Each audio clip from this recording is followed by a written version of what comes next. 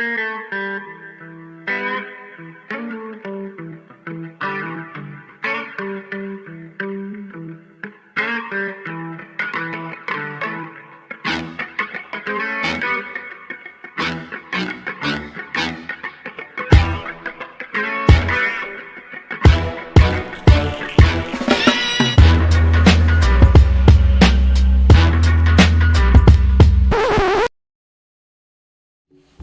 we is live. What's going on, everybody? Welcome to the Sometimes on Sundays podcast, track number 22. I'm back, host Vanilla Gorilla here with the Unicorn in Human Form, Hattori Hanzo working the back work here behind the computer, and we have a very special guest here today, the very talented Louis Barak from, what studio is it called? Barak Studios. Barak Studios. How are you today, brother? I'm great, thank you. Thanks for having me. Thank you for being here, man. It's been... I love that thing. That's, we live studio audience. Hell yeah. Sanford and Son. Yeah. So, what's going on, man? How did you get started with your art? Like, what led you into this? Okay. This is good, right? Right into it. Yeah, no. This is gonna be thorough. I hope. So, my father was very much involved in like the early hip hop scene in Chicago. He had a breakdancing crew that he managed. They were called the West Side Rockers. And it was a bunch of dudes from Humboldt Park. And so that brought together graffiti artists as well. And I was born in East Chicago, Indiana. And we lived there till I was 2, moved to Israel, lived there till I was 4, and then moved back to East Chicago. And we lived there till, I don't know, 6, 7, 8. Like what? They did a lot of moving around. It's because I lived in Myrtle Beach. I lived but predominantly grew up in Chicago. Long story short is we had somebody on our block that he befriended. They used to smoke that, that good. And his name was Rooster. Rooster was a member of CISA, the Chicago Insane Artists. And they're actually a really dope graffiti crew to this day. These guys are legends. They're still around? They're still around, yeah. Nice. His brother Ohms, dude, I was so lucky to be exposed to this because like the garage that we had, my dad would let them flex, right? And so I had like Von Baudet characters on the garage that I can look at. I'd watch them paint. And I mean, to a 6-year-old, this is like, this is like magic, right? It's you see this aerosol and this creation from it. Oh my God. And no doubt Rooster was incredible. Rooster was really, really talented. They did like airbrush shirts for me. I had denim jackets with like B-boys. Dude, this is in kindergarten, first grade. I'd look so fucking cool.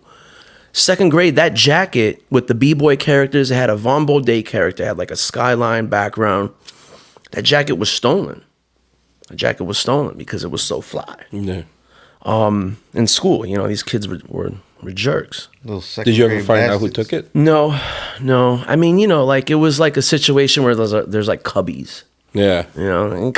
Put your jacket in your cubby. Yeah. It's like we don't have lockers. You need a locker. Yeah. And you learn that later on. You gotta. But no, so like this really gave me some serious interest because specifically Rooster, he started to work for Leo Burnett. And like my parents would discuss all these things with me. I mean, they were very, they had me really young and they were treating me like a little adult and I would tag along with them everywhere. It was just like, instead of having a babysitter, just come with us and you're going to kick it, So nice. I was exposed to a lot and that art world was really vibrant. And I expressed interest early on and like for a birthday or, Hanukkah or whatever, I got art supplies, really dope art supplies. My pops had a hookup with somebody who worked at an art store. I mean, I didn't get Crayola markers. I got like the really good, like, watercolor tips and various kinds of drawing paper and, really good like pastels and things of that nature. Nice. They just encouraged it. And yeah, I mean, my family thought I was gay because of the watercolor painting. So that's another story. That's pretty funny. My aunt would constantly bombard me with that. That was really, really odd. Like, You were bullied by your aunt? oh, dude, primitive people.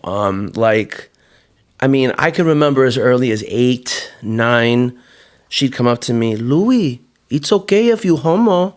Oh my God. Yeah. You guys aren't Latino? No, Right? no, it's just, I mean, they're Moroccans, pretty close, I guess, I mean, I can feel that because I remember one time my uncle was tickling me and he called me gay for laughing about it. There you go. There you go.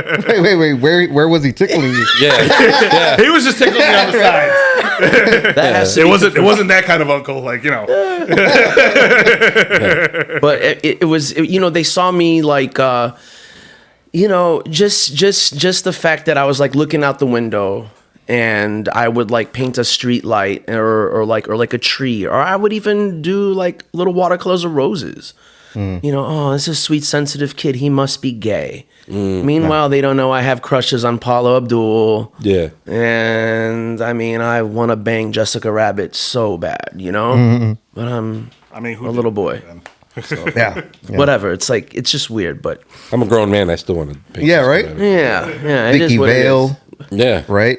Went on a rider in what was it called? Beetlejuice? Bro, I was into her weird ass. Really? Yeah, dude. Yeah. It's I remember. development of the sexual mind's an interesting thing at that age. Like you don't. Yeah, it just happened. It just happens. You can't even control it. It's just intuitive. We're animals. Absolutely. Yeah. So yeah, it was really the graffiti that I was exposed to. But going back to Rooster, like again, he was working for Leo Burnett, and I remember seeing he did an ad for Cracker Jack, and he's getting paid. He's 19, 20 years old. And I'm like, I can do this, Fourth grade, I announced to my teachers, it was like an announcement, I'm going to be an artist. Yeah, you were coming out. Yeah. Yeah. That's so funny, dude. Exactly. So, it never crossed my mind that I wouldn't do anything else. It was just initially I wanted to be like an animator. Yeah. Go that direction. And that's it. Like, comic books came into my life like many kids in the early mid 90s. And I went to a really good high school that that had a really great art program, even though it was CPS, Chicago Public. It was a Chicago Public High School, Lakeview on Ashland and Irving. They had an advanced placement art program. So by my junior and senior year, my senior year, I had 3 periods of art. Oh, that's dope. Yeah, I didn't have to take math or science that year. It was focused on getting your portfolio together, and going to art school. And you went to art school? Yeah, I went to art school. I did Pratt Institute, 2.5 years. I got kicked out of the dorms for selling weed, and I was a liability. I was there. I mean, basically a full scholarship. It was just a thing where it's like we're investing in you and you're fucking up. And I get it. In hindsight, like it makes, I was loud with my shit. I didn't know how to move. Yeah. Somebody snitched on me because it smelled, it reeked. It's like, yeah, I'm smoking in my room. That's stupid. Even the person that was like the disciplinary, I don't know, the dean, whatever, I don't know the title, but he was like, dude, you should have been smoking in the park across the street. He's like, Yeah. He's like, I got to do this. You got to get kicked out. We can't have you here. But, it's a goofy thing. Like, I really resented that. I had friends who got caught. Listen to this shit. They got caught throwing 40-ounce bottles of piss off the rooftop at the security guards. Nah. And they didn't get kicked out. You can kill somebody. This is like a 23-story building. Yeah. You know, it's Brooklyn, New York. The dorm is, it's a tall building. You can kill somebody. Yeah. But parents are paying. Yeah. They need that money. Yeah. So, yeah, I mean, it was a bumpy ride. But then, I transferred to the Art Institute of Chicago, finished off there. Art school, if I would have, we all do this, right? If I would have known what I know now, I would have done it differently. I didn't know. Right. I just didn't know. And I had a lot of confidence sucked out of me. Like you go into art school, and I had a really good talent, and the teachers were already like gravitating towards me and like can critique it, well, look what Louis did. And, the students didn't like that. And so it became a thing where people started to dissect my personality as opposed to my art. And I'm coming from, Chicago, friends are gangbangers. I got like rough around the edges. Yeah, we had guys in the crew, in my graffiti crew, who were, kings and GDs and even though those, it's interesting because those gangs fight one another, but you come to do graffiti to get away from that stuff, and this would like unify us. I had beef with, I got jumped by these kids who were CVL, and I mean, we dealt with so many different kinds of gangs. Royals. I got a friend who saw the 22, the bullet being shot at him, and he joked about it. He's like, "Oh, that bitch, I saw fizzle out before it hit me. That punk ass." Like this is the world that I'm, what I'm exposed to. So I go to art school, and these are wealthy kids, and I mean, I'm getting like attacked for, I mean, one critique. This one girl, you're too masculine, you're too aggressive. And I was so confused. It's like, I've been called gay for the last 4 years of high school. Yeah. I'm utterly, that frontal lobe isn't developed. You're just like, so then it was a really rough time, but my stubbornness is such where no matter what, I was always going to pursue art. Yeah. It was just, the highs and the lows and just trying to figure it out and navigate, and lots of mistakes. Yeah.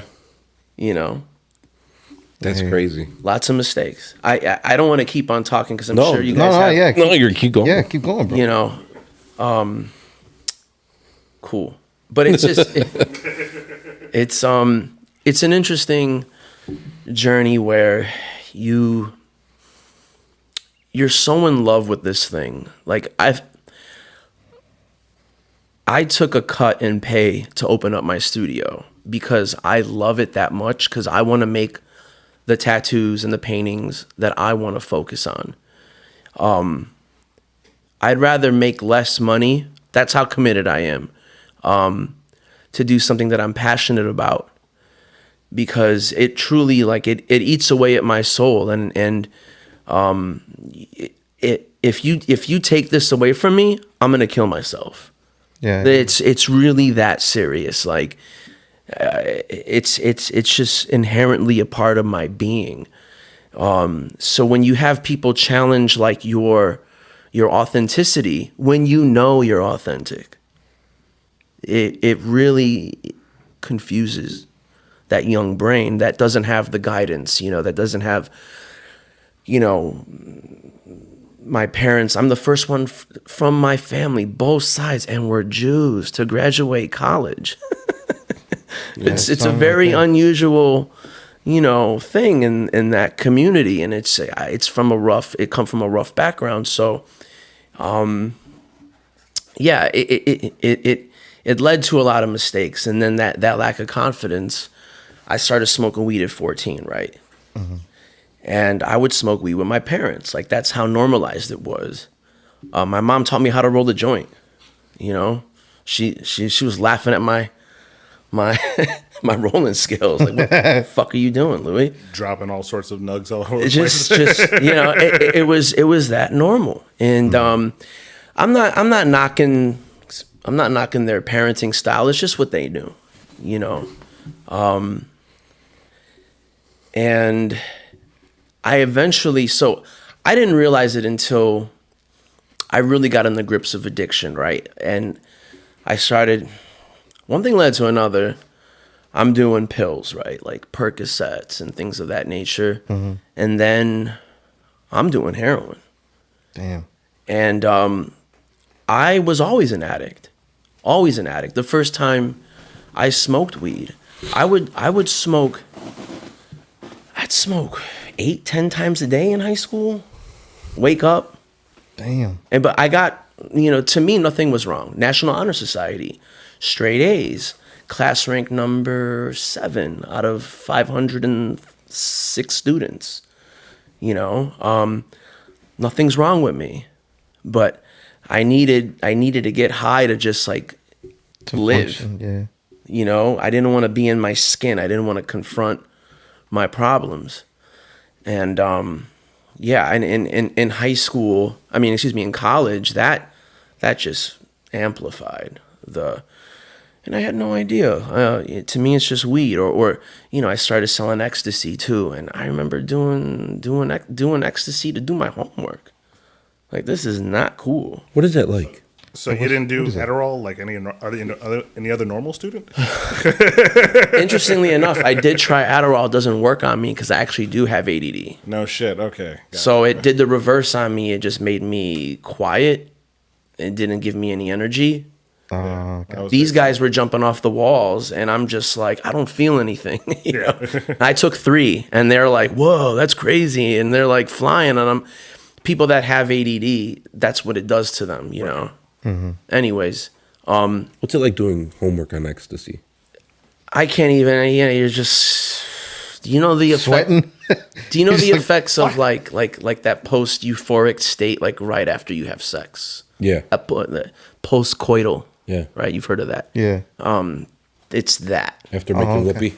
Yeah. It's that. It's that, like, for 2-3 hours or whatever. Oh, shit.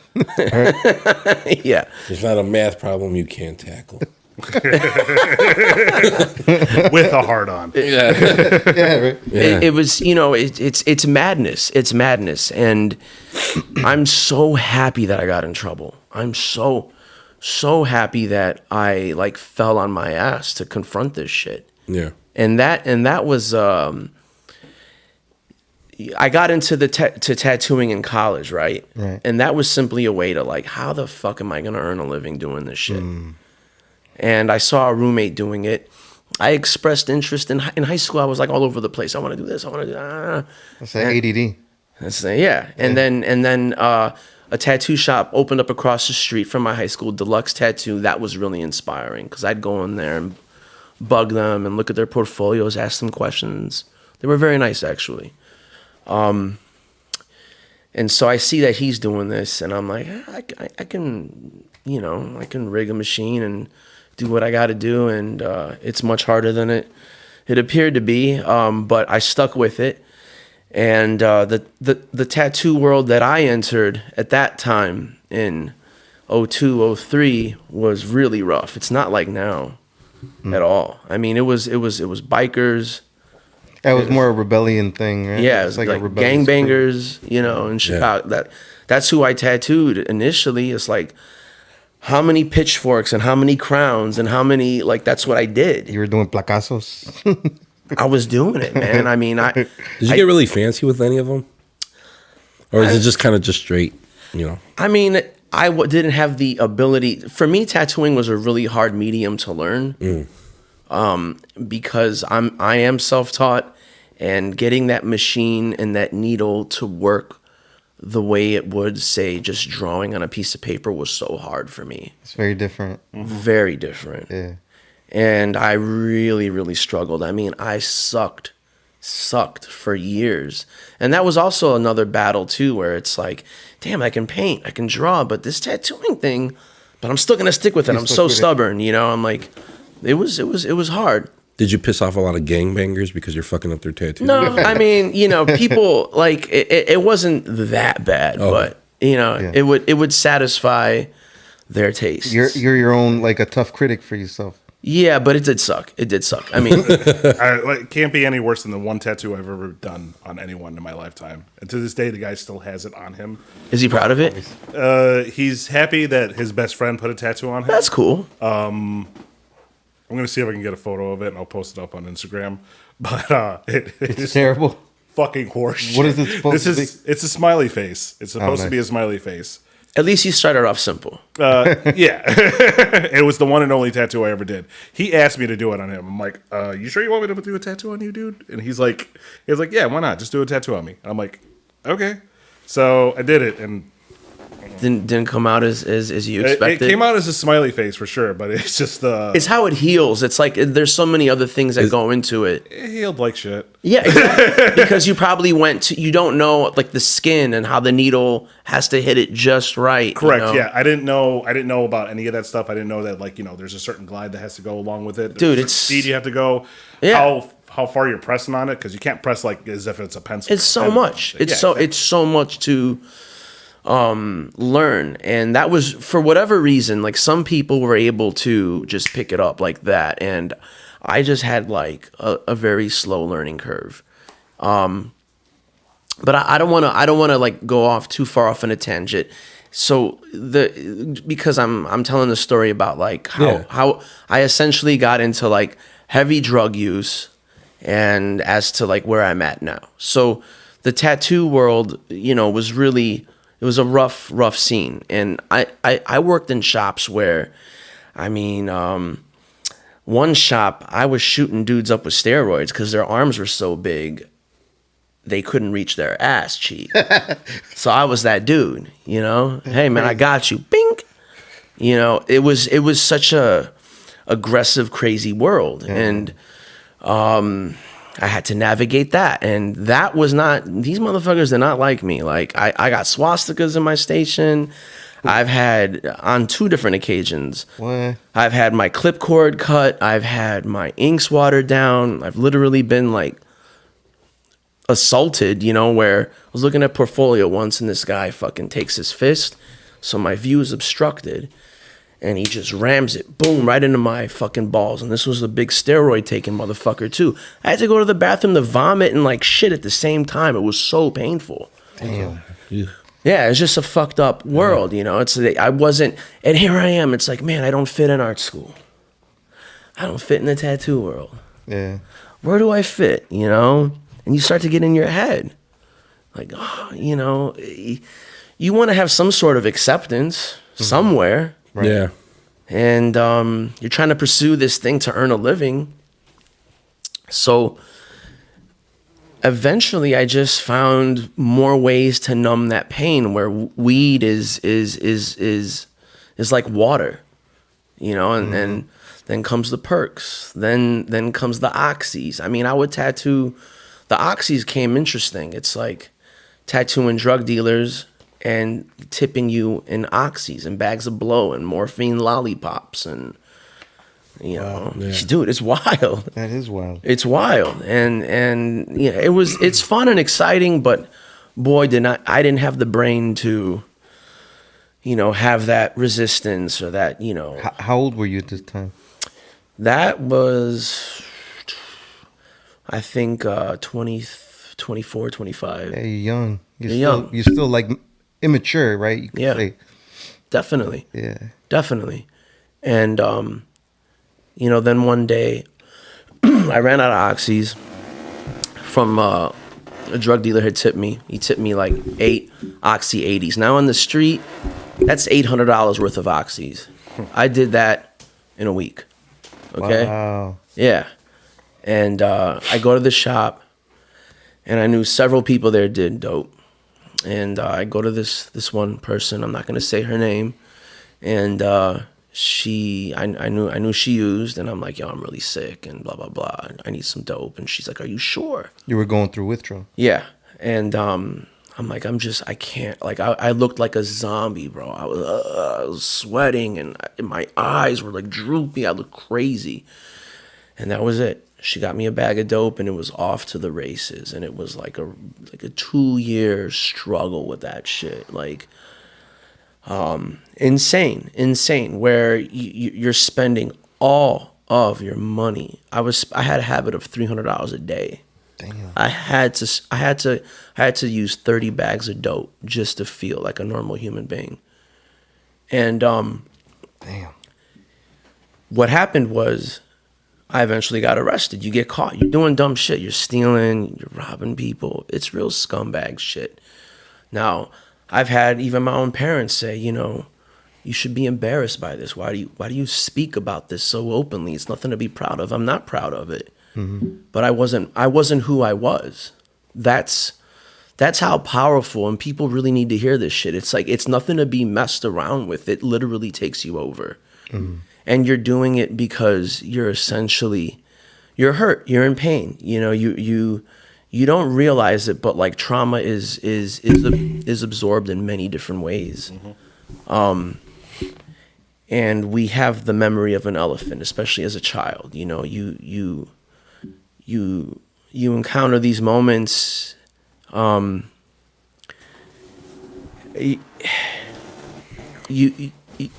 need to make it out of like some of the worlds that some of us go through in this country, in this world, in this society. Mm-hmm. You need to be like a superhero. Yeah, you gotta have tough skin, man. Yeah, you know, sure. To make it out, to be strong and have the confidence and the will and the drive. And as a parent now, you see just how much it is to raise a child, to make sure that they become this viable, awesome human being. Mm-hmm.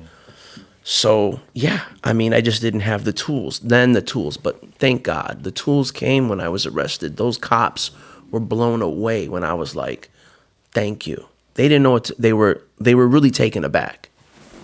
And the arresting officers treated me with dignity when they saw somebody who was like down and out. And I've dealt with cops before who were real pieces of shit, but they saw something that was truly like human and genuine.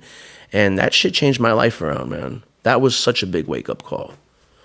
The Rikers thing, 4.5 months. I got a mandated drug program. That was like 1.5 years. It's in New York. It's called a TC, a therapeutic community. It's like I'll call it like a minimum security jail. Like you could wear your regular clothes. You're stuck there. You're stuck there. It's co-ed. I mean, I was there for 1 year. It was 1.5 years, like all together. Some people were there longer. It's a long time. And you know, there's essentially like a sheriff in the area. So kids that run away, people that run away, they take you back. And if you fuck up, you're gonna go do your time. Yeah. So you better do the right thing, you know. And that was just a blessing. It was exactly what I needed. And talk about how difficult it was to do therapy. Like you're doing group therapy, you're doing one-on-one therapy, you're doing pamphlets, and they make you do pamphlets as like, I remember the one shocking one was, how much did you spend on drugs during your whole life, drugs and alcohol? And you would see some numbers like from your peers and your own, like hundreds of thousands of dollars, some people. Damn. Think about it. Just, you know what I mean? You're doing it for 20 years. That's fucking crazy. It's crazy. I mean, what's it called? It's nothing to sneeze at compared to what you guys have done. But I remember I had a teacher once telling me that. Way to make him feel bad about himself. Well, no, because this was my teacher's. I know what you mean. Yeah, this is my teacher's addiction to cigarettes. Yeah. And when he finally quit, he said he did the math for like 20 years of smoking cigarettes. He could have bought a brand new Corvette at the time. This was like fucking 2002 or something like that. He could have bought, with the amount of money he spent on cigarettes in his entire lifetime, he could have bought a brand new Corvette today. Absolutely. That day, at least. So. Absolutely. Starbucks habits are probably comparable. Yeah. Definitely. Yeah. Yeah, for real. Hey, that shit creeps up, man. Yeah. You fucking need it. Yeah. Like, I gotta stop by, get that brown sugar oat milk shake and espresso. I had to Milk honey stop. latte for me. I had to stop. Yeah, I'm making my own coffee. make my now, own man. Coffee at home's the way to go. It really is. Definitely. Double shot of espresso every morning. There you go. I love my coffee. Same here. So, what's that coming to Jesus moment? Like that moment you got locked up. What'd you get locked up for? Yeah. So I was arrested for robbery. I was doing really awful things, and I'm a nice person. Like I am a genuinely. I know that because I am that, and I have a lot of empathy. I am a sensitive person, and that. The grips of addiction made me so desperate, and I had a means of like I would wear a facade growing up. You know, we would you hang around certain people. These are your peers. These are the people that you know that you come up with, and you know in these neighborhoods, you have to wear an armor sometimes so you just don't get fucked with. And I've done things at that age that weren't cool. Just because you're impressionable. So I would take those things that I learned, like robbing people. I mean, me and my friends in high school, a couple of my friends, we would just like, we didn't do it a lot. We did it like a handful of times, but we would rob like yuppies in Lakeview and Lincoln Park. Broad daylight, a couple of them. It was really fucked up shit. But we were so angry. We stuff happening at home. And then just like, I mean, dude, I was arrested freshman year of high school for hopping a turnstile. I didn't have the money to take the train. I just didn't have the money. Right. And so it's like it's that type of desperation. Dude, to go out in the city at that time, if you're going to public school, your parents, when you're 14, 13 years old, you need $5 a day. Yeah. Bus, train, and some food, like a snack or something. You need to eat. Yeah. Or school lunches was like $1.25. Free lunch, and I used to forage. I got in trouble for that shit too. But I tried to forge free lunches. I got away for a few months. Got in trouble. Nice. But I mean, your parents needed a salary. It was like the poverty line was like a combined household income of $12,000 a year. Are you serious? Yeah. My parents are making 35 G's a year combined. Boy, they're rich. Yeah. That's nothing. Yeah. That's nothing. So, you remember these skills that you learned. And in desperate times, I was doing bad shit. I snatched purses. I was knocking people out at ATMs. It was nasty. Damn. It was disgusting, dude. I have friends that I've told this to who, this one kid that I know, he's a king. And he was locked up recently. I'm not going to say his name. He's a good dude. He's a really good guy for shooting a rival gang member on Wells in Old Town. Damn. Like, it was still light out, But I know this person has something good inside of them. I've spoken to them. And these are learned behaviors almost, It's hard to break this cycle. But my point is, he was so shocked when he heard about the things that I did. This person who really does live that life, who is about that shit, was like, dude, you were always like the well-spoken, artsy... Straight A's. Yeah. What the fuck are you doing? And it's the drugs. And I mean, I did my time, and I apologize, and ultimately I had to forgive myself. Yeah. That's why I'm so comfortable talking about it. And so that was that coming to Jesus moment, was really, as you call it, I mean, just that first night in Rikers, like, I'm under my covers. I'm like trying to not show people that I'm scared. You're freaking out. I'm scared. Yeah. But I mean, I cried. I cried for 45 minutes under my covers, like trying to muffle my cries with the pillow so people wouldn't hear me. Damn. It's like shit has to change. It has to change.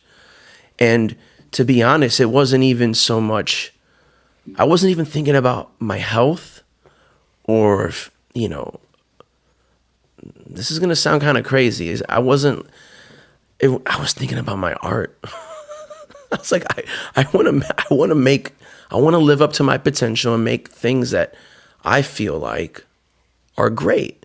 Mm-hmm. And if I'm living this lifestyle, there's no way that's going to be achieved. Well, you were thinking about that's your life right there. True. You know?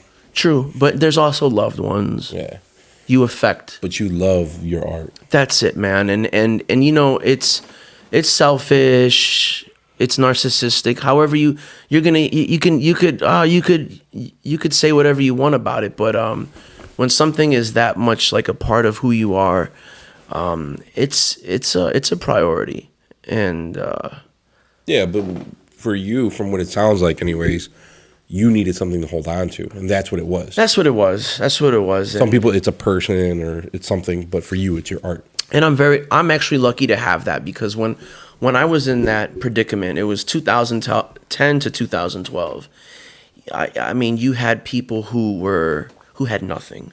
They burned every bridge with every person, family member, friend, and they go back on the street and they've got no career, no nothing. Plus, you got a felony on your record.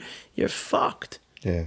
And I'm lucky enough I was able to return back to the tattoo industry. That they're not checking to see if you have anything on your record. Yeah. So Thank God, man. You had that to fall on. I was very, very lucky, you know, and people need to understand that, like, the system has to change, and if people do 5 years in prison, they get out, they do their 5 years of probation. Why the fuck do they still have a felony on their record? Take that off. They need to work, man. Yeah. You cannot get a job. Yeah. And it's just not fair. You paid your debts to society. You've been a good human being for 10 years. You still got this scarlet letter A on you. You're fucked. Yeah, it's fucked up. It's not fair. It's really not. It's really not. And then, you know, you got to feed yourself. You're going to go back to doing the same shit. You know, it's a system that needs to feed itself. It's nasty. Yeah. I got a buddy of mine who went to prison, I think for 3 years, and he used to work a white collar job. Pull into the mic a little more. Sorry. Yeah, so he used to. No, the problem is my mic was. Yeah, there you go. But yeah, my buddy he went to jail. He went to jail for like 3 years, and he was working a white collar job. And ever since he's gotten out, obviously he can never go back to an office again. Like he's working at a mechanic shop right now. Baskin Robbins always finds out. Yeah, exactly. I mean, it's ridiculous. Yeah. Like that level of job. Like, oh, you can't work here. You can't scoop ice cream. Yeah, right. It's nuts. It's stupid. What's Rikers like? Yeah, okay. It's kind of like a famous penitentiary. No, it is. It is. And I was scared. You know, I've been arrested before. I've been arrested for graffiti. I've been arrested for fighting, hopping turnstiles. I mean, really, been arrested for weed. You know, like I do want to talk about the graffiti arrest because that was really funny. But Rikers was, you know, it has this allure, and it's a nasty place. It's dirty. People were always sick. You know, we were begging the COs for bleach. I remember that was a big thing. Like, we wanted to clean the bathrooms, you know, we wanted to clean. Everybody's constantly got a cold. It's like a perpetual, it's disgusting. But I will say this is fucked up. I had a blast. That's funny you say that. I had so much fun, and I needed it. I really needed it. I know how to move, man. Like, you know, you go there, and first of all, like, they give you your ID, and you know, you put down your religion, and being Jewish, I got the kosher meals. You know, it's a big deal because you don't got to eat the slop that they give you.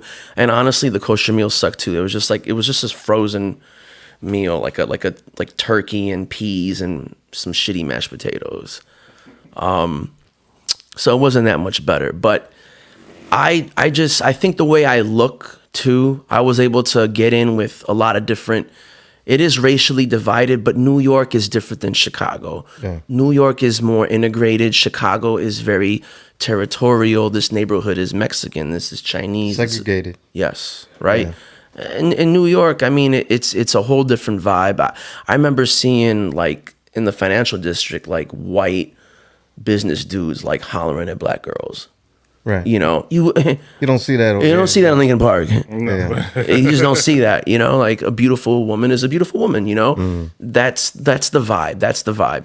And I mean, it was such a eye-opening experience because I knew it was going to be that way from the time I was in the holding cell, because I encountered this really interesting man.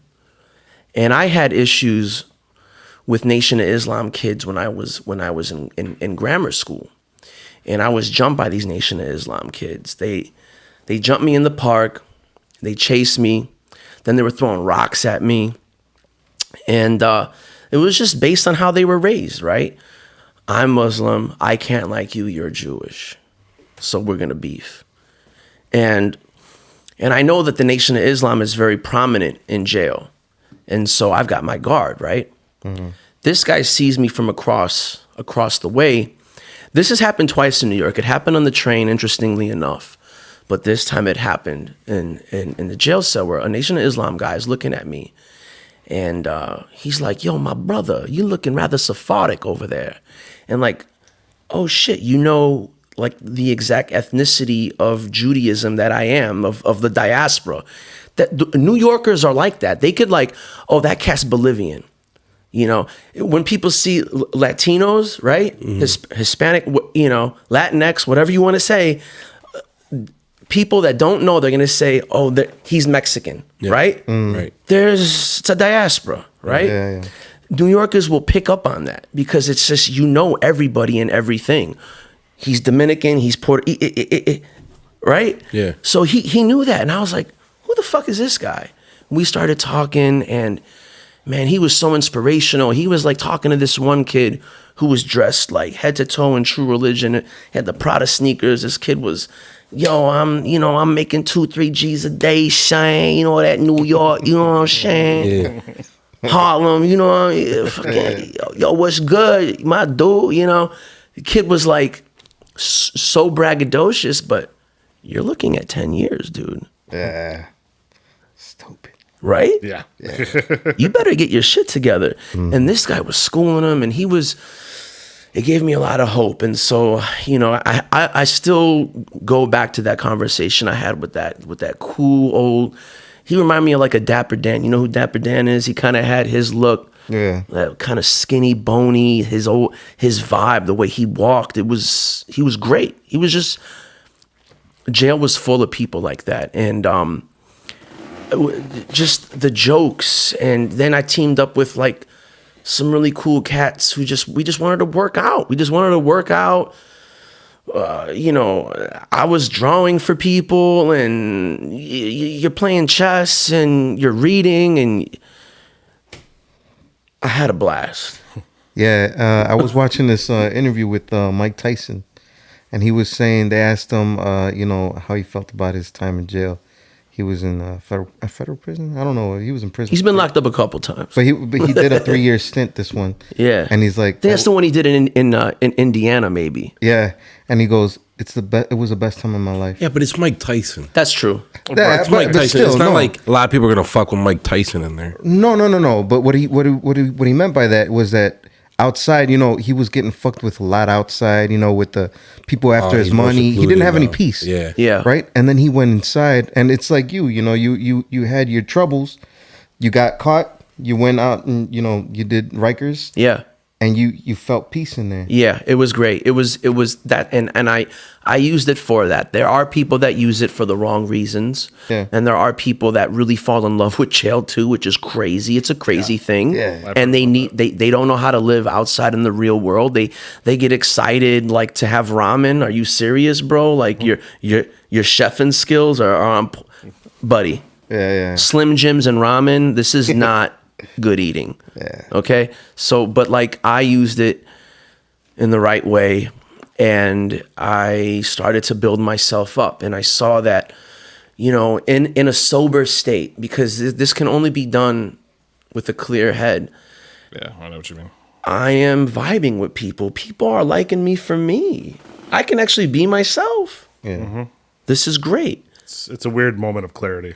It was astonishing, and it came from, you know, the black heads. It came from the Hispanic heads, and that's really what Rikers consisted of. But there was a little smidge of, you know, there was a Pakistani dude, and you know,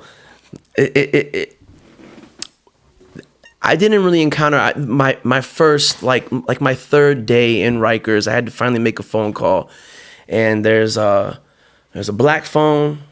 And then there's a Hispanic phone. Which phone am I going to use? I'm fucked, right? So I'm just like, I'm going to use a phone. Whatever's available next, I'm going to use that fucking phone. And nobody said anything to me. But then I go back to my bed, and there's a note. And it was from this kid. He was Hold on, blood. hold on. Which one did you use? I used the black phone. Okay. It was available. It was like the dude got off the phone. I'm using that phone. Gotcha. And you got to stand your ground, you know. Like I knew that, and I've always been in shape. I've never, even when I was doing dope, I was like still like working out, looking somewhat decent. You know, I didn't look all strung out. And so I go to my bed, and he's like, you know, this kid, he's like, he leaves a note, you can't use the phone, yada yada, you bitch ass motherfucker.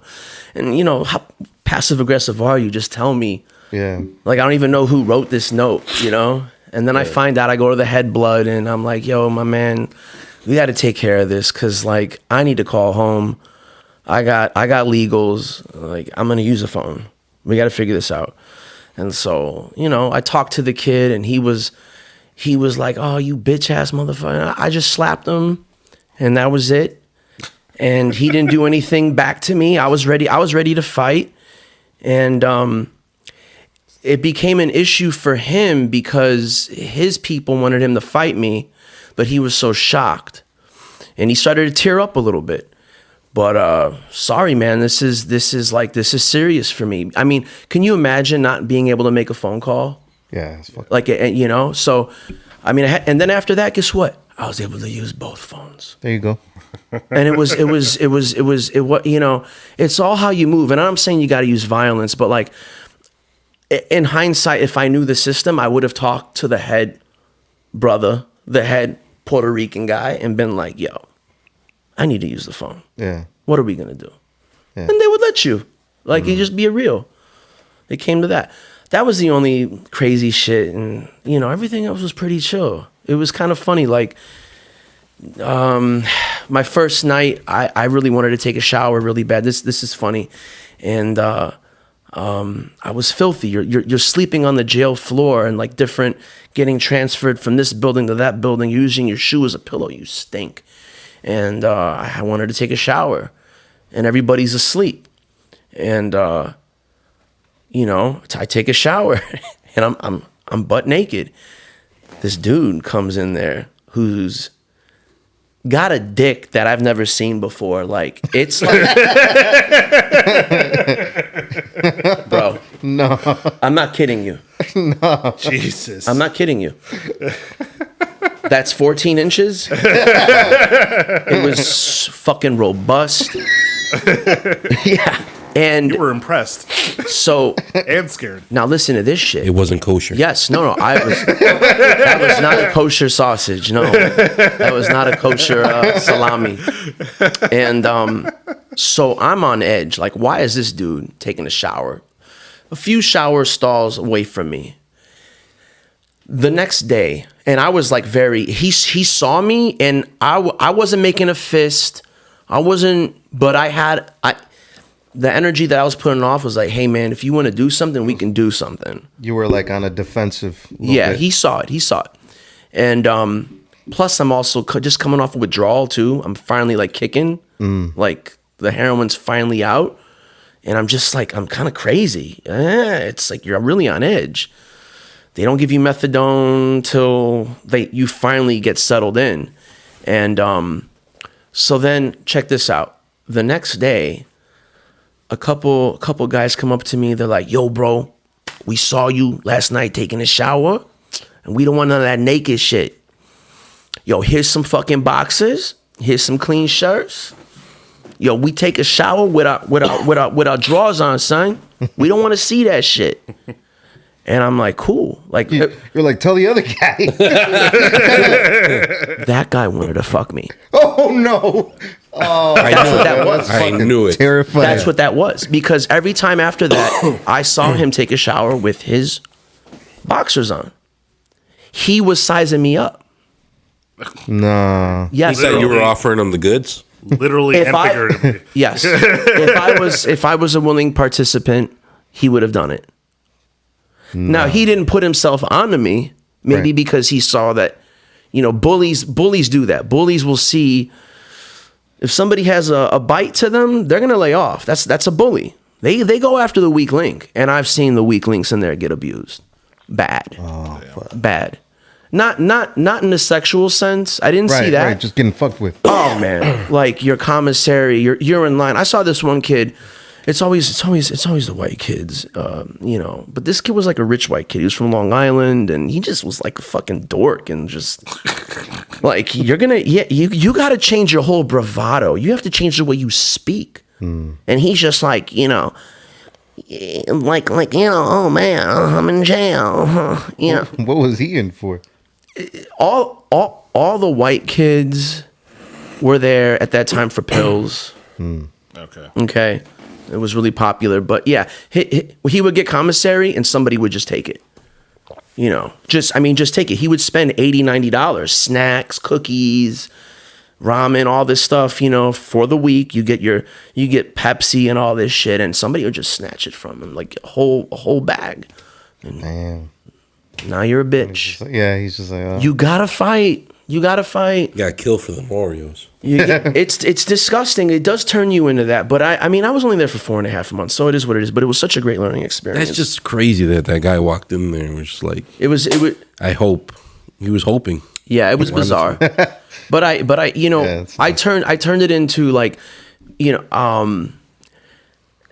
I turned it into something positive. I was drawing for a lot of people. The cool thing that I would do was people will go to court, right? And you're not allowed when you go to court to turn around and look at your family and stuff, or like make a scene.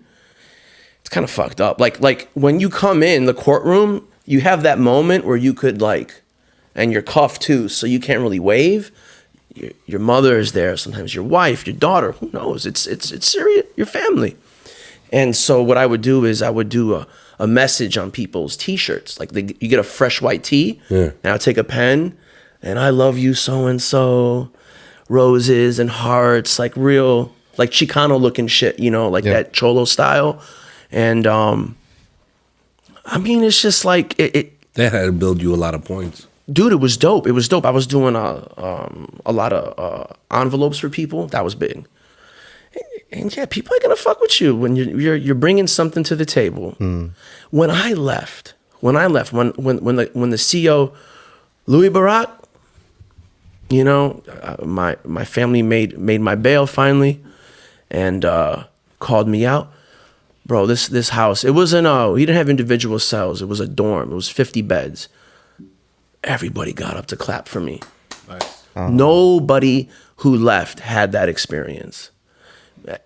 People saw I was so honest. I was like, yo, I'm here because I'm a fucking dope fiend. You had heads in there lying.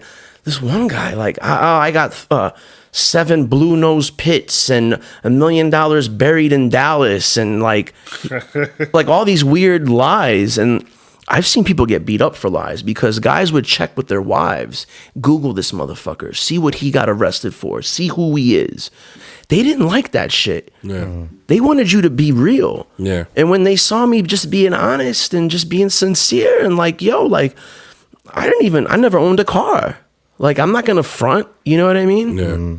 So, but yeah, man, it just, that's when I was born again. That's when it was time to get shit going. There was a little delay. I had a crazy relationship, kids really fast. It is what it is. I don't really want to discuss that too much, but you know, it's also the relationships that we choose, especially as a creative, can affect you. I've always had that problem. Now that I have my wife, she's absolutely incredible. Like I've always had this issue with past relationships, like, you know, staying late to paint. It's always been an issue. My wife is just like, hey man, just send me a text. Let me know that you're okay. You could paint till 2, 3, 4, 5. I don't care. It's a blessing to have that freedom and that trust. Yeah. To do those things. And I trust her. There's no. Yeah.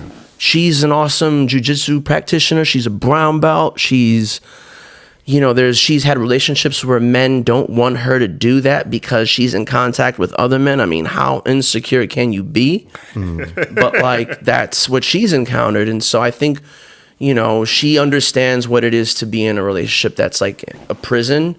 And so we both are very supportive of one another. And I love you, Angela. You're the best.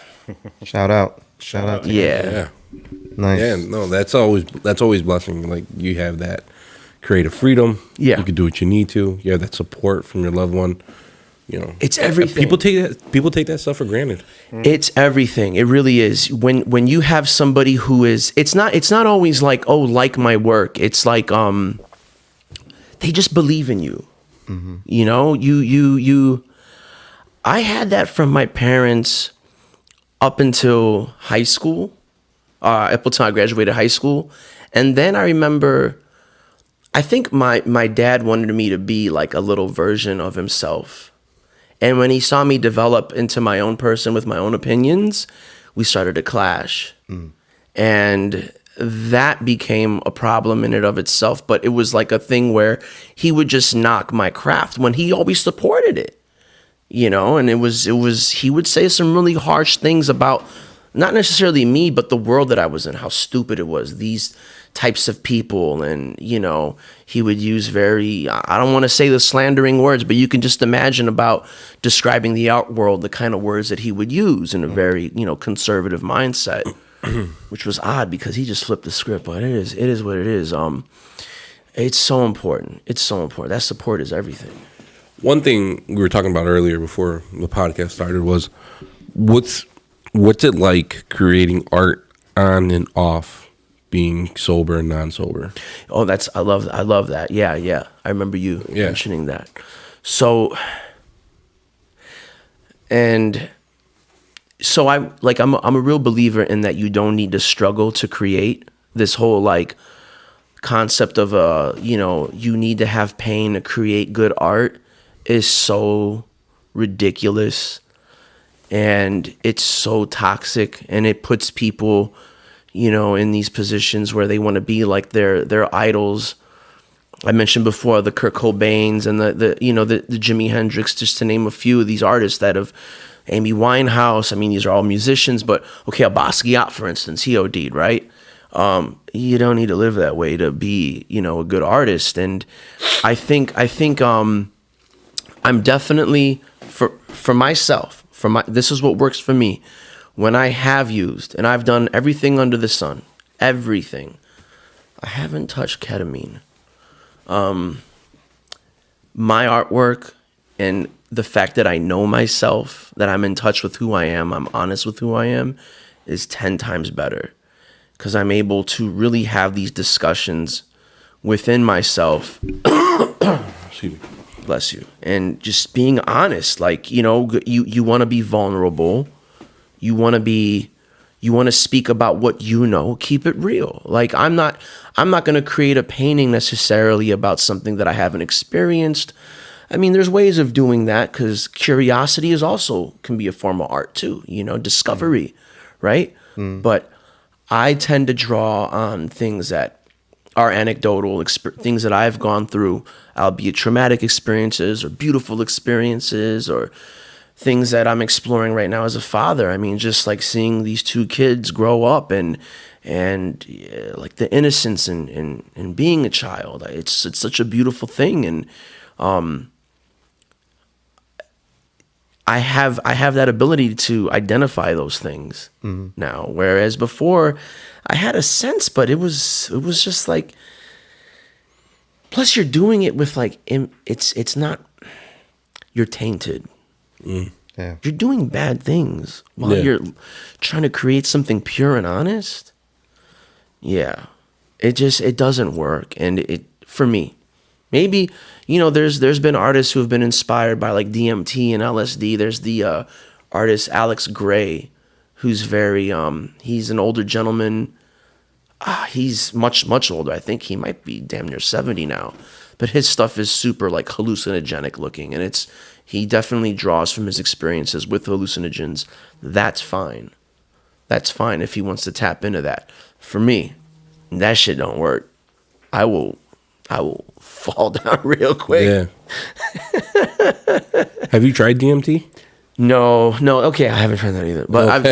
I've LSD and shrooms, and I did it. I'm glad I did it, and I never had a bad experience. I've been around bad experiences, and I had to babysit, but I got what I needed from it. Yeah. Gotcha. I like your art style, man. Thanks, I really man. dig it. I heard an interesting description of like I was debating with somebody. He was a musician. I was debating. We were talking about who our favorite guitar players were, and he really loved Carlos Santana. Right? He's like, that's my favorite, and I'm like, why? He goes, because you could hear one note. If he was to play one note, he's like, everybody knows who played it. It's his. It's his. Yeah. And that was true. He's still not my favorite. Yeah, right? Right? You could hear it. Yeah. Right? You hear one note and you know it's fucking him. Yeah. And that's what I like. I mean, your shit is so unique, bro. Thanks, It's man. so unique. Like you could see it and nobody's artwork looks like that. Well, And I really dig that. How would you describe it? yeah.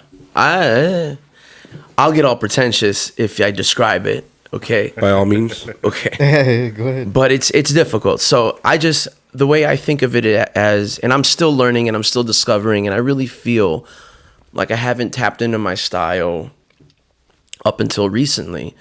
I had that bout with drugs for many years. And I mean, it wasn't just the heroin. Smoking weed 8-10 times a day at 14 is not good for you. Mm-hmm. You would never let your child do that. It's bad. You can't function to your full potential. And so I had this like long time of being under the influence. And then I get sober and I get some clarity. And then I get into a toxic relationship. Right? Yay. Yay. So, good old Panning into the fire. let's do it again. But I nipped it in the bud, and 2 beautiful children came out of that. 2016 is when I separated, and I started to sketch more at first. And I was like, finally had this freedom and, drawing a lot in my sketchbook and investigating that, going through a lot with a divorce. It sucks, right? And then I started to paint again, like walls. I did a few murals, but then fall of 2017 is when I finally started to paint again, and that's a lull. I didn't do a painting. The last painting I completed was in 2010. Previous to that. So, I was rusty, and it's like you're starting all over again. So, what you describe of like my style that now, believe me, I'm still exploring. But the way I take it is this: like I feel like I'm like a DJ, and that like I sample, right? Mm-hmm. And I think we all do it. You know, we're inundated in like imagery. You're on Instagram, you're on TikTok or whatever you're scrolling through. Yeah. You're just, everything is like walking down the street, the signage, even pre-social media. I think signage has an impact on you. Yeah.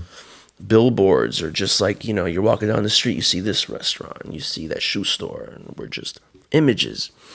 And so, yeah, I mean, you know, I was a comic book head for a period, a graph head for a period. You know, then you know, going into art school, like my world's open up to like, you know, abstract art and, you know, conceptual art and things of that nature. And so it's just all this like, now how do I be myself, right? And how do I find like my own voice visually?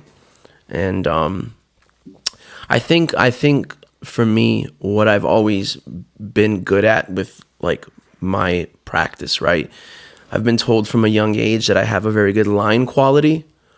And you know, I like to do like when I would do like a gestural drawing, like a figure drawing, right? For instance, even in high school, you know, people had a portfolio review. It was like somebody who's in charge of like basically like how do you get into college, right? And they're looking at my stuff and they were like, you know, this painting, not so great, but man, your line quality in this drawing, it's just the way you like the sensitivity of like the touch, like the thick to thin and knowing like, you know, you can make like a note, right? It's cool that you say that because like a line could be, you can depict distance and you can depict atmosphere and you could depict light and a surface with just a line. It's crazy.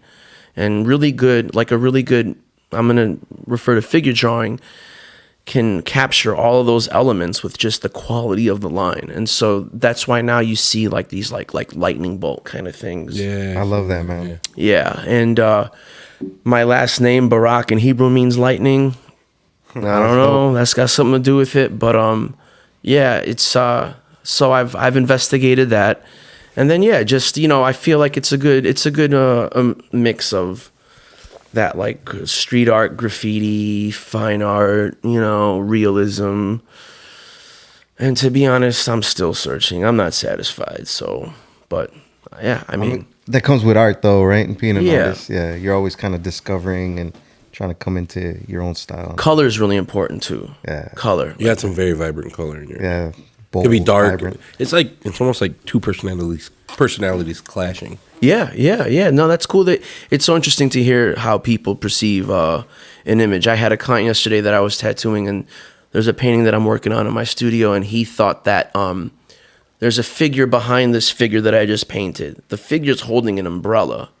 He thought the umbrella was a wing of the figure in the foreground. So, and I was like, damn, that's cool. You know, sometimes you're just playing and, you know, it's just discovering. I feel like a kid. You know, you say you talk about like your art. You didn't want to face a lot of your problems and all that. Like you see some of the darkness in your paintings, and there's a lot of light. It's like almost like that light is confronting all the things you didn't want to. That is purposefully there, and that's to give you that glimmer of hope. I've always worked like I started to explore painting like using children in my work 16, 17. I was drawn to that. Having a little brother who's 13 and a half years younger. So like in high school, I would take like pictures of him. He was like 3, you know what I mean? And I'm like incorporating him into my work. And it's just, I've always saw like this like innocence and just beauty. You know, I remember being a kid and having that innocence and feeling a certain way, and then it's just stripped away, you know. Yeah. How do we retain that? Yeah, I mean, it's something that I'm interested in. What was the inspiration behind Bruce Lee and Muhammad Ali? Lee versus Lee. Yeah. I mean, so I just wanted to have fun with that painting, and it's not like to me that painting is really I don't want to call it like it's very like literal, you know.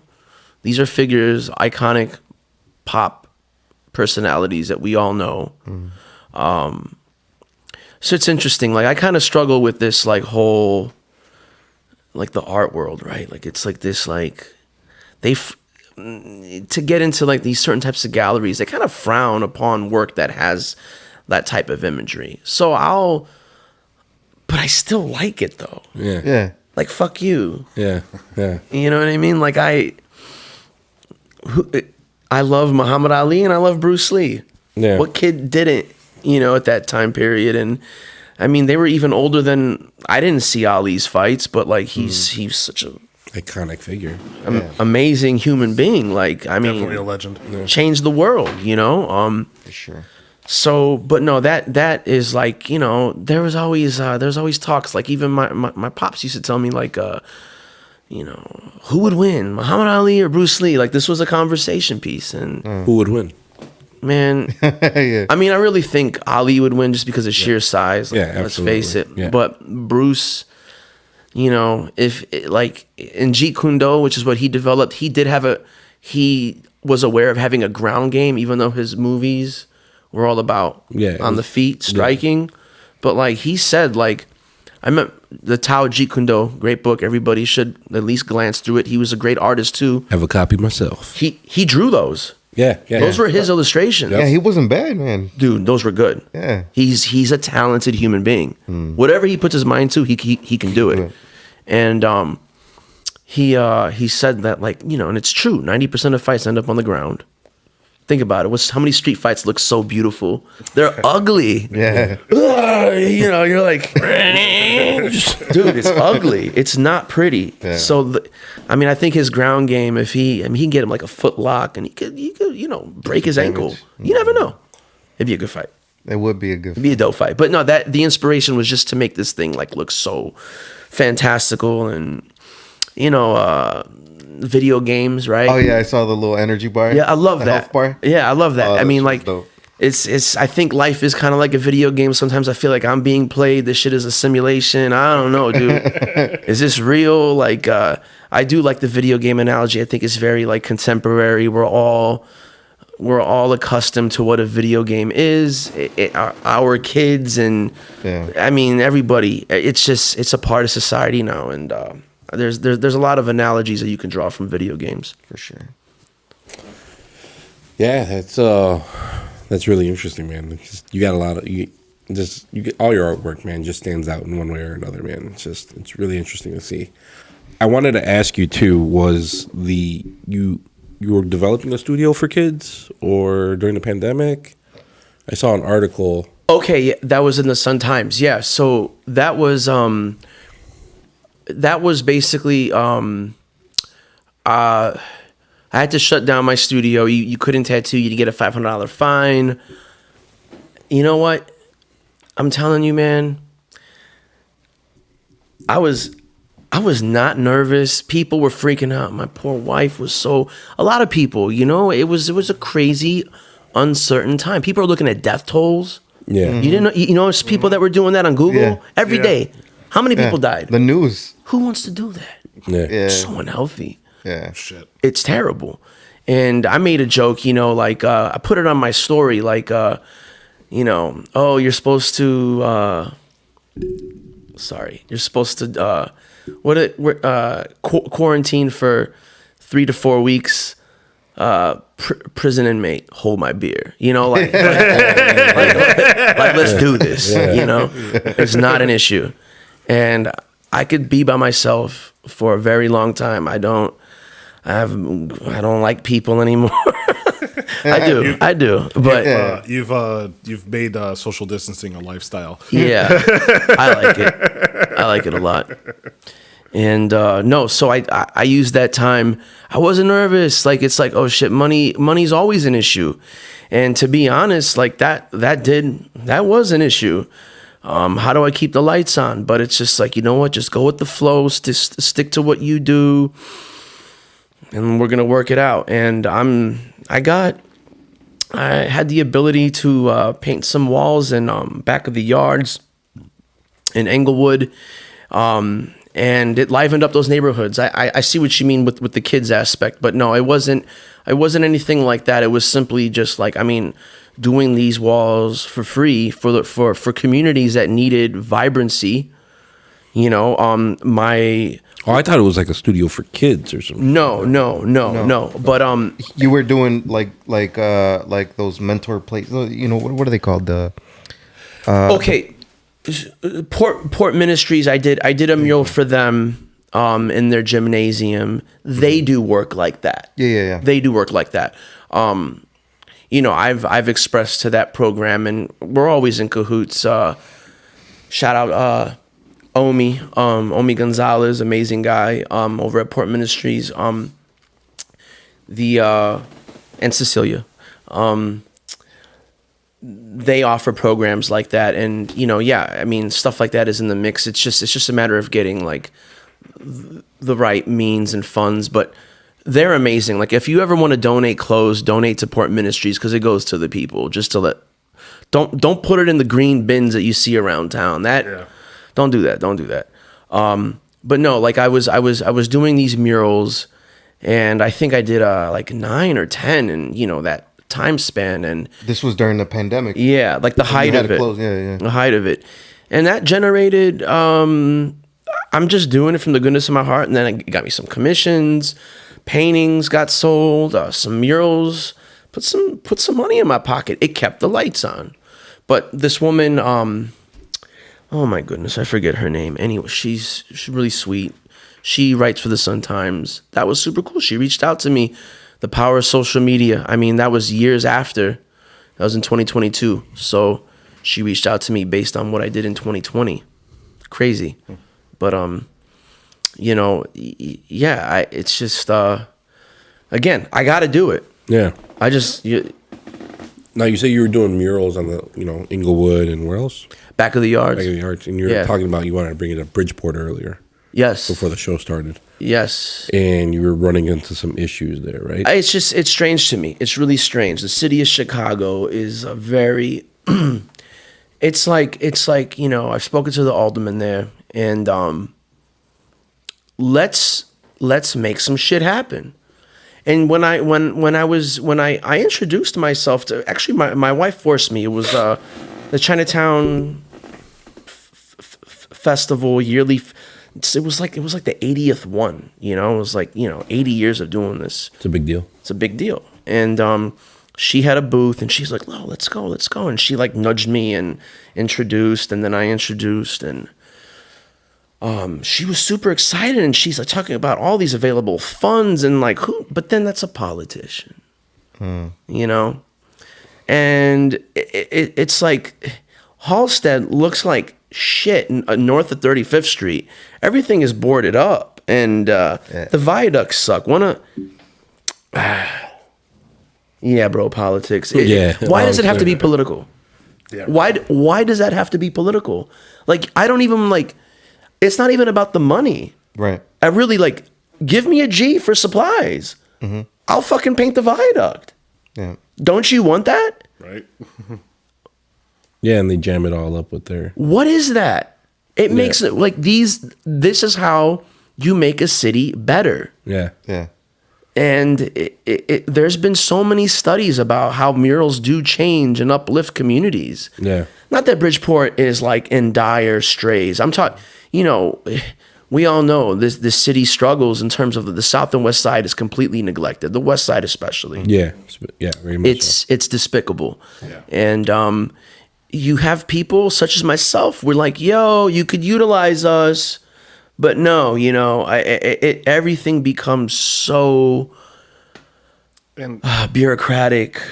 You'd think it would be easy, like an easy decision, because I remember when I was talking earlier, like you're asking for $1,000, and that's just going to up the property values by 100-fold, if anything. Put some smiles on kids' faces going to school who literally like have to worry. I mean, you know, dude, like motherfuckers are out there serving and they're stepping on bags of dope. And like, I remember stepping on crack vials as a kid. I remember waking up early. I had to go to basketball practice, and you would see the guys serving, and you encounter the crackheads, and just like, "Ew, is this shit you got to see?" I still see bags to this day, and this is in the west suburbs.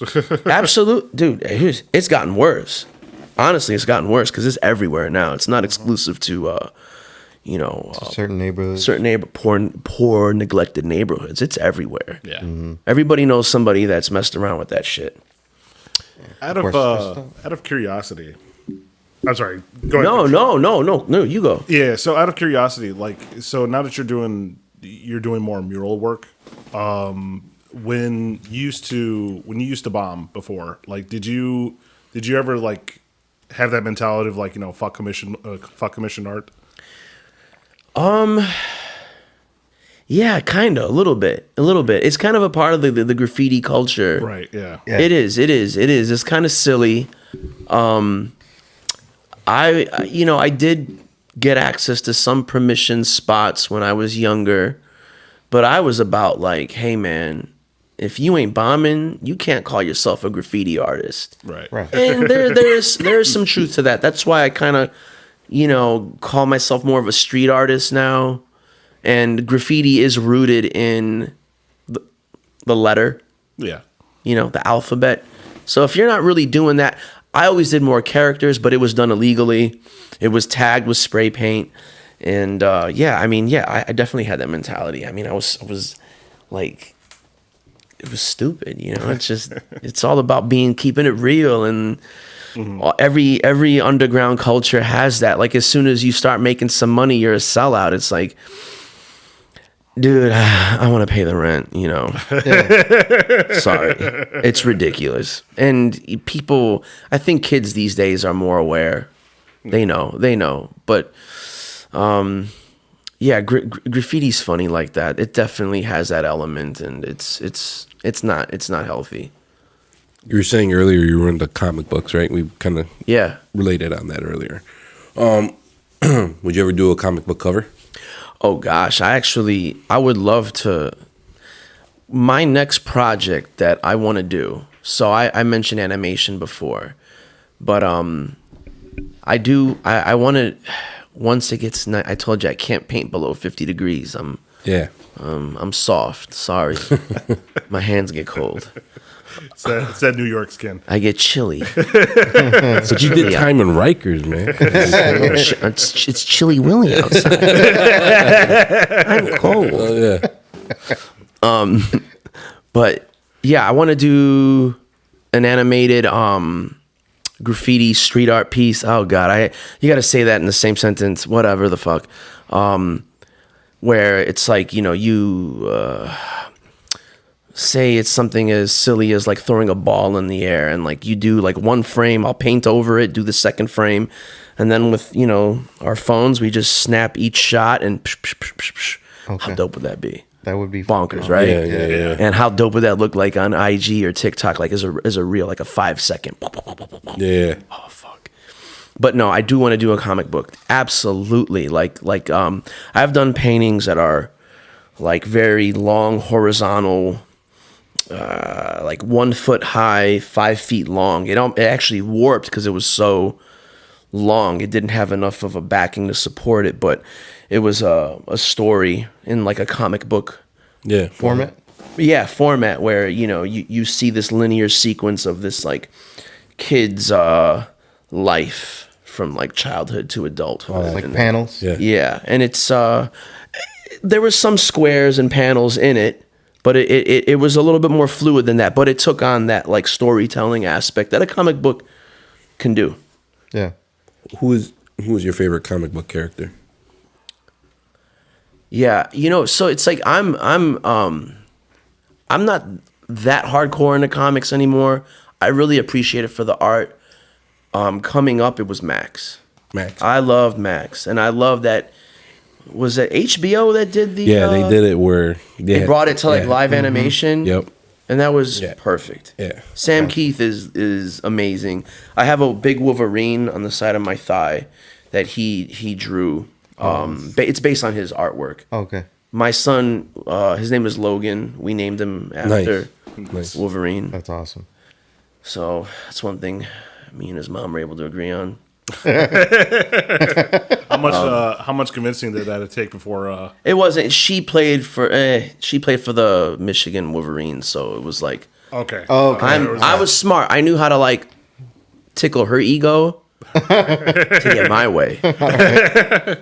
Nice. Yeah, it's smart. It's smart manipulation.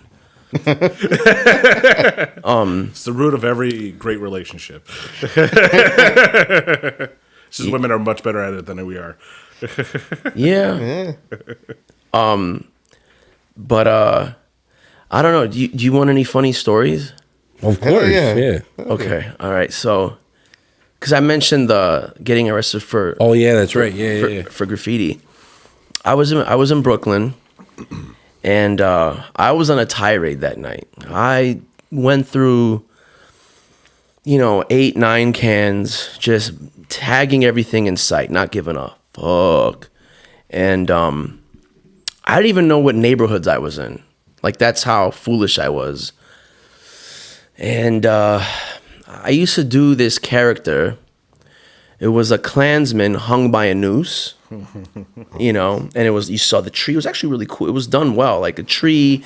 There's like some indication of sky, and the tree was really expressive. And he's just like, dose of your own medicine. Right. Kill you, motherfucker. Fuck them. And Punch a Nazi. I'm walking away, and this Hasidic guy is like mean mugging me. He's walking towards me. His chest is puffing up, and his hands literally, he's like this. And I'm like, yo, what's up, dude? Like, what the fuck is your problem, bro? And 5 Mercuries. No. All these Hasidic panguitos come out. Black and white everywhere.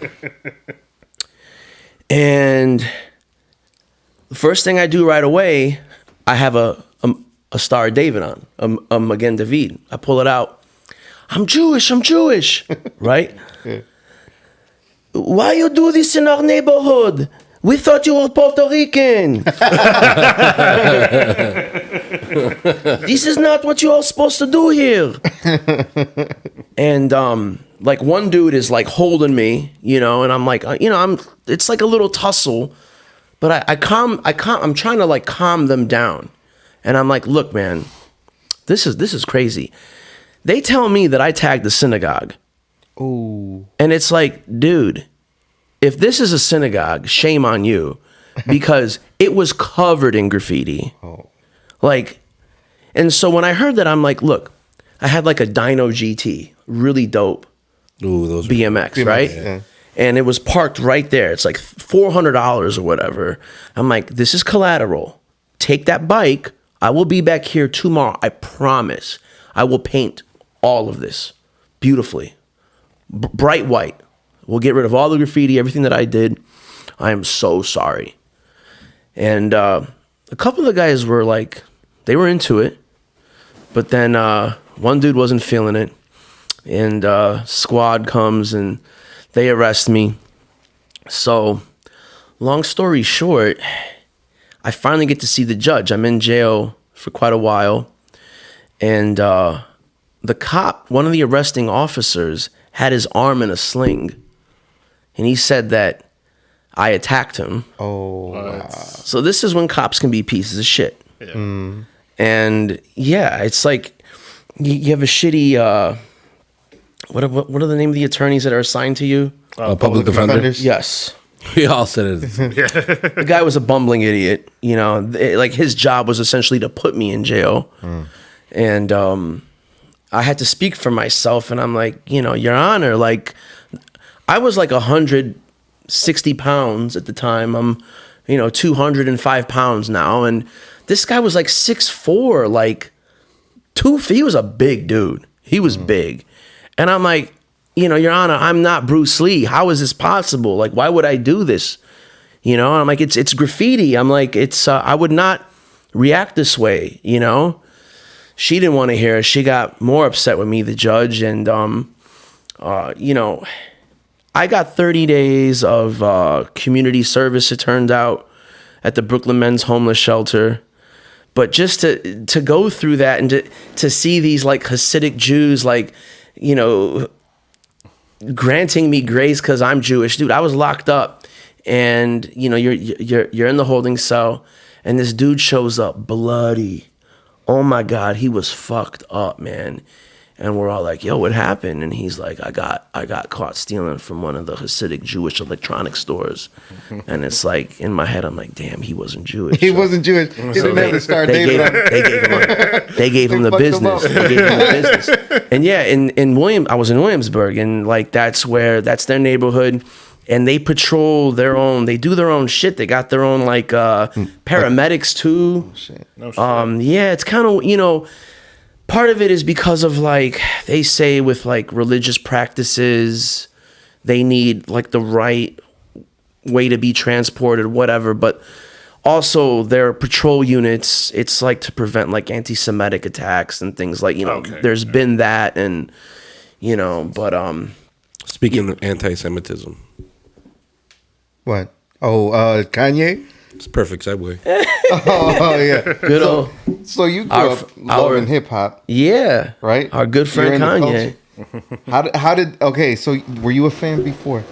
Yeah, I just think he's like loony, you know. He's fucking loony. Yeah, he's not well. Nah. No. He's not well. He's not doing too well mentally, and Do you still listen to his music though? no. Yeah. No, it's annoying. It's annoying. Like when you start like saying, and I don't even know if he means it, but just like, dude, you're a public persona, and And he's saying you're he talking about loves Hitler and all Yeah. this stuff. It's like that all right, guy. dude. Like you're a whole lot. This is a lot, and Yeah. I hope you get the healing that you need. But the dude's like, I know a guy, famous old school graffiti artist, who told me a story about this dude.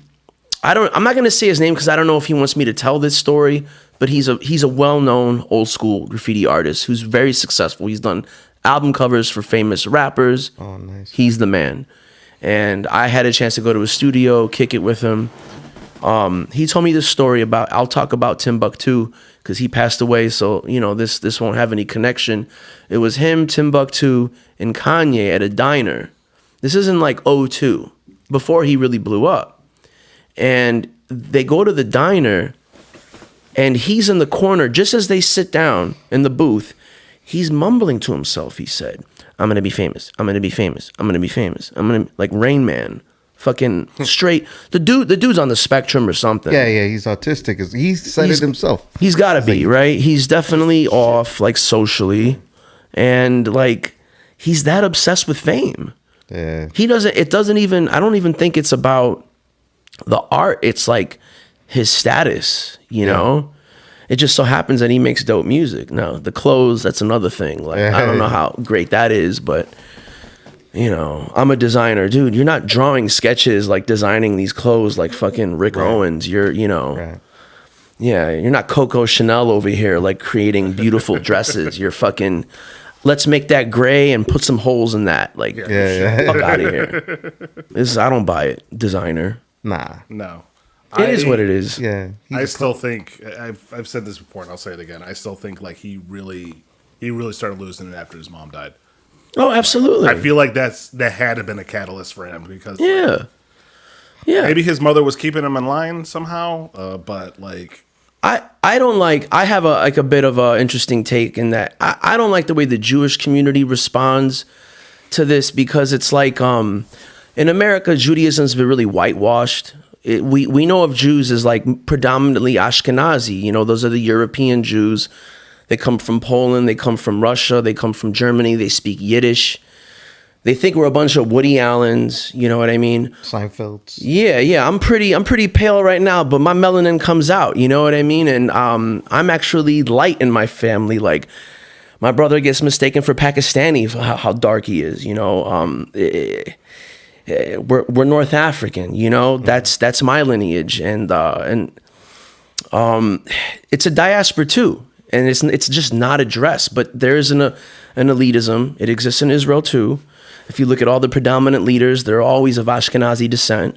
lighter skin. Yeah. There was race riots in the '60s in Israel. You know, there's Yemeni Jews, there's Ethiopian Jews, there's Mexican Jews. Yes. I mean, it's there's Whole communities. Supposedly, my aunt once told me that we have a little bit of Jewish descent in our bloodline somewhere. Could be. Yeah, I've Mexico is interesting. What I remember hearing this, somebody told me, I'm like, I love food, right? And they were telling me about pastor, right? Yeah. And how like it's like a shawarma. Yeah. Yeah, Right? Yeah, that sounds about right. Well, Yeah, they throw it up on a little turny thing. that's a direct result of Lebanese immigrants. Selma Hayek is half Lebanese. Yes. So it's like, let's take this meat on a spit, put Mexican spices on it, use pork, and make it inherently our own. You know. Yeah. I'm not Mexican. I'm speaking in the eye, but yeah, obvious. Like you get my drift. It's Right. food is so fascinating. It like really brings Jamaican cuisine is really interesting. They have a big Chinese population. They have a big Indian population. It's all the British colonizing countries. Yeah. And, you know, Indians and Chinese were brought to Jamaica as indentured servants. And so with Jamaican cuisine, it's like a hodgepodge. That's why it's so fucking good. Yeah, Like, it's every part of the world has just come together to create this cuisine. That was like the hub going everywhere. It's like a port hub. It's so food is fascinating in how it really is like this. You see this lineage and this connection. Yeah. We're not, dude. There's so many things that you look at DNA and we're very much similar. Yeah. In many, many ways. We need to cut this shit out. It's our differences that make us special. Like, I think you should always honor your culture. Absolutely. I don't want to be like homogenous. Like that's weird to me. But let's respect that and just like, you know, not give a fuck of what you are, you know? Yeah. Agreed. Yeah, I think it's pretty fair to say that, right? Yeah, I agree. What do you got coming up? I don't know. I'm doing a mural at a dentist office. Oh, nice. Yeah.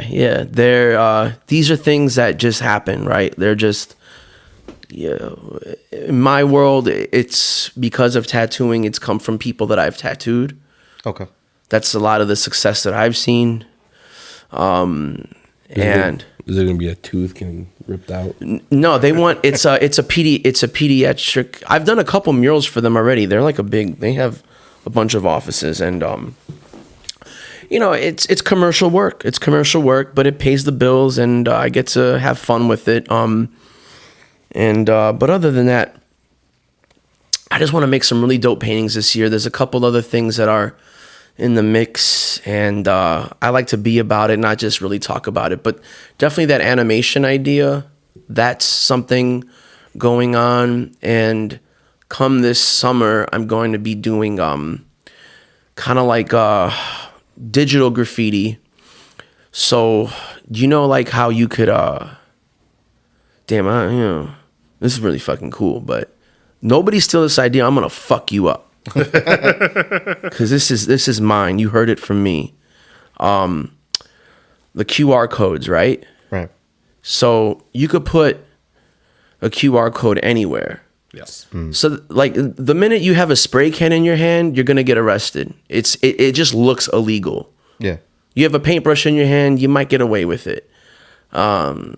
Wheat paste is another one, you know, where you can kind of get away with. It's not so threatening. For whatever reason, the spray can has this stigma.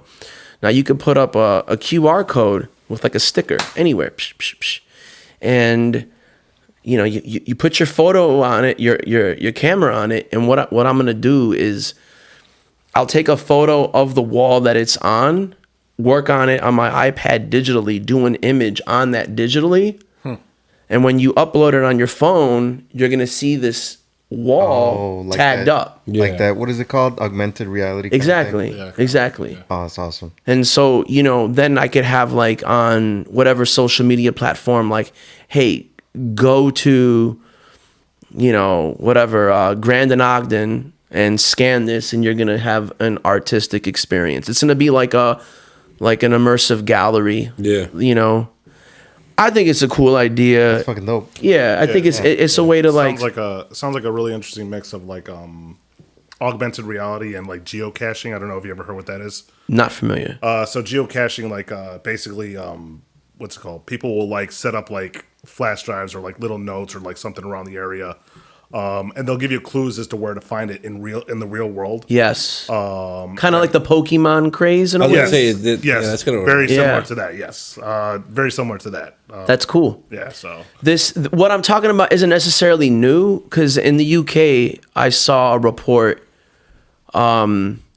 There's like anti-graffiti ads in the UK, but and there's a QR code, right?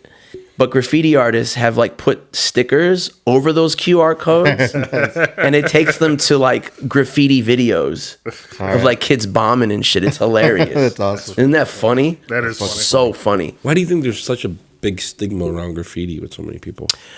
I mean, look. It is kind of naughty to tag somebody's house. Yeah. House maybe, but like Yeah, no, totally. I listen, man. If it's like the side of a nasty, like you ride the red line. We're in Chicago, right? I'm gonna use Chicago references. The red line, blue line, brown, pink, all these. Yeah, those are nasty. It's alleyways and it's funky. Like, yeah, who cares? You know what I mean? It's just rats and nastiness. But when you start messing like with people's businesses and on their glass windows and a lot of, yeah, man, that's kind of fucked up. yeah. But that's what graffiti is. It's about being. Rebellious. It's a sport. It's a sport, and you're young and you're angry, and you want to be heard. You want to be seen. A lot of kids that get into graffiti, like a lot of times they're not the most athletic, right? So they're not making it. They're not on the varsity team. They're not. Right. And they don't want to gangbang. These are urban experiences. Outliers. Yeah, and it's like you join this clique, and every graffiti artist wants to at least get their Hall of Famer somewhere. I mean that's the goal, right? I've never been all city, but I put in my work, and I'm happy with what I did. I got great experiences and getting chased and hiding and. Having to hide in a dumpster, a McDonald's dumpster, that was amazing. I think I only ran away from a cop once after dumping a machete. Jesus, a machete? Yeah, so What were you doing? It was after Palm Sunday. I just literally just got out of church. I think I was actually and you had a machete in church, Right. No, I didn't have a machete at church. It was actually so before like this park that's by my house. There's this there used to be this small trail behind there. And Okay. it might have been a murder weapon, who knows? But somebody like threw a machete back there somewhere. And like I had the palms in hand too. And I just took it and I just started chopping at a tree. Hell yeah. Because I just had nothing else better. As a kid does. Yes. So I happened to notice that there was a cop pulling up into a parking lot, into the parking lot that was there. You look super sus doing that. Yeah, well, I thought I couldn't be seen because it was a tree line that was there. Yeah. So I was just like, all right, the guy can't see me, whatever. But then I see him get out of his car, and I was just like, and I'm just still like kind of hacking away at the tree a little bit, but I'm eyeballing the dude. That's funny. And then I see him turn toward me, and then like what's it called? He starts beelining it for what's it called? The opening in the gate in the fence to come up to me. So when I started seeing him walk toward that, I just dropped the machete. Fucking picked up my palms and I bolted all the way the rest of the way. I mean, he's kind of a loser for going after a kid for doing. I mean, like, dude, you're just hacking a tree. Yeah, it was just a random ass fucking thin tree that. Yeah, that thin tree deserved it. Exactly. Fuck that tree. Bitch ass tree. Had it coming. Who told it to be in the middle of the trail like that? But yeah, I probably have my fingerprints over a murder weapon. Who knows? God forbid, Jesus. Yeah, what if, right? Right? But you got your palms. But I got the palms. So I did my duty for God that day. All right. I think I was actually altar serving that day too. That's crazy. Who's on your shirt? Who's that? Oh, that's Is that Bourdain? Okay, all right, cool. I thought it was fitting. He's half Jewish. I believe so. Yeah. My wife was really distraught when he Yeah. She admired his work, and you know, it was Fascinating individual, man. sad. It was sad to see her like upset. You know. Yeah. Yeah, these people have an impact on your life. He was a cool guy. Yeah, he was a cool dad. I used to see him where I worked at in New York on 6th Avenue. He had a restaurant, like, you know, literally like 2-3 blocks away. And you'd see him come out. There'd be a long line. He's greeting people, you know. Cool. Yeah, yeah. He was always a rock star Yeah. for quite a while. Yeah. Writer, chef, right? Yeah. Traveled all over. I like that show that he did. No reservations. Yeah. Apparently it was love that got him.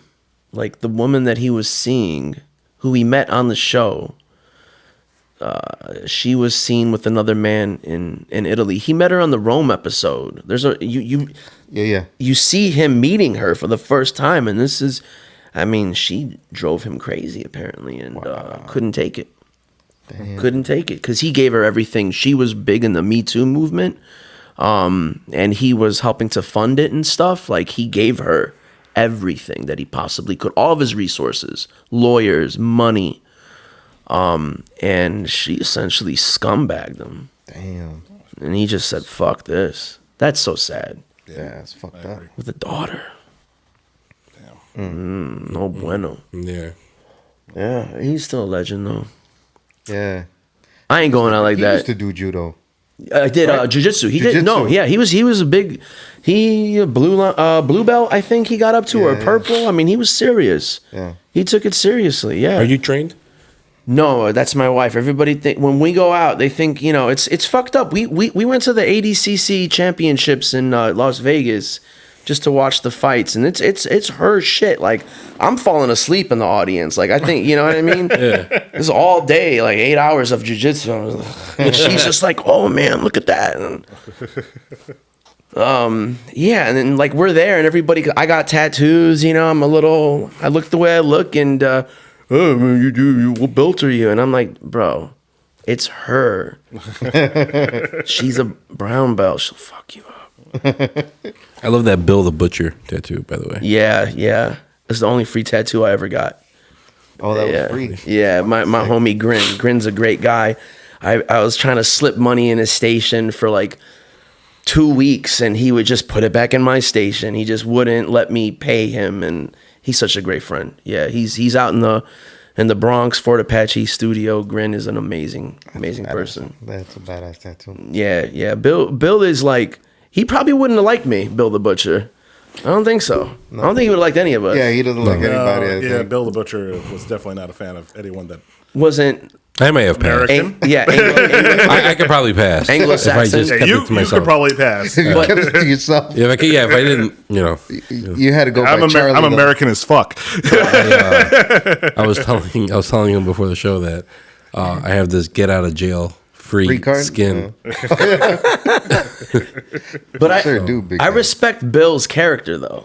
Yeah, he's a dope motherfucker. You man. know, like he is a quintessential like when in the movie where when he dies, like he's getting stabbed and he's like happy.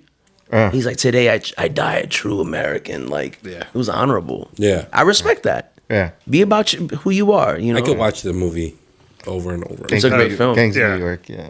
The book is great. It's based on I don't know the writer's name, but he did a Gangs of Chicago too. And shit. he did Gangs of New York, I believe, in the 20s, and he did Gangs of Chicago roughly just a few years later. But he's taking all these historical counts, like the 5 Points, the Dead Rabbits. Those were real gangs, dude. So grimy. Yeah. Dude, a gang walking around with a dead rabbit on a stick. Man, saying we're gonna rob you. It's fucking crazy. Yeah. You see guys with that, you're like, I'm out of here. Yeah. Every time I see that movie, and I just think about That was real? real, and it's like, dude, they had to all smell so bad. They look Filthy. smelly. Like I mean, Disgusting. Cameron Diaz had this reek. Oh yeah, I don't know how you had sex then. Downstairs and all that shit. Like, How did you do oral back then? That's what I'm saying. Never. You probably wouldn't. and Bill accused Just stay Leo, away what do you from got honey juice in your mouth still? Yeah, kid?" yeah. Like, you know, He it's just probably like, knew. I hope he did That not was a great because accent. that would be really bad. So he probably knew because he could smell it on him. Exactly. Well, it's in the room. I mean, there's that scene where everybody's just fucking or doing random shit, and it's just like everybody looks really sweaty, Yeah. and it just looks No like, AC. no AC. Yeah. I mean, I'm not. that was the eating- hood back then. You know what yeah, I mean? imagine going back in time. You're just like, Dude. I'm not eating anything from anyone. Like, Dude. I'll just starve. yeah, So bad. And I'm an asthmatic. I'd have been dead by like 15. I wouldn't have made it. no, I wouldn't have made it. yeah, dude. No, there's no way. That first fight, that drum scene that they hear, like that. I don't know why that like gets me going all the time. Yeah. I don't know why there's I know what you're talking about. Yeah. I don't know why there's not more people in that movie that are missing parts of their body because I'm assuming staph infection had to be running Definitely. rampant. The woman in that movie, and she's written about in newspapers, there was a woman, the one that she filed her teeth. Yeah. Okay. That was a real person. That was a real Bad person. fucking- And she would sharpen her nails. And that's how she would rob you, bro. Damn. Damn. I mean, dude. How did she get the casting call? So, well, I'm sure it's all prosthetics that they did. Oh, I thought But I'm like saying- she was actually doing that no, shit. No. It was based on a real person. In the 1860s, this person existed in the 5 Points. So my Bro. dumb ass thought like that lady's walking around today. They're like, hey, you want to be a gangster New Yorker? Amazing casting. You're the perfect person for it. It's funny. That woman existed, so here you are. Yeah, I'm sure it's a Blowjob from hell. prosthetic. But, like, dude, that's how grimy it was, dude. Yeah. Yeah. That's a fantastic movie, man. Mm-hmm. I gotta go back. and watch it. Scorsese. It was filmed in Italy, too, which is strange. Oh yeah, it is Yeah. strange. Scorsese, you know, big, Yeah. hey, Italian.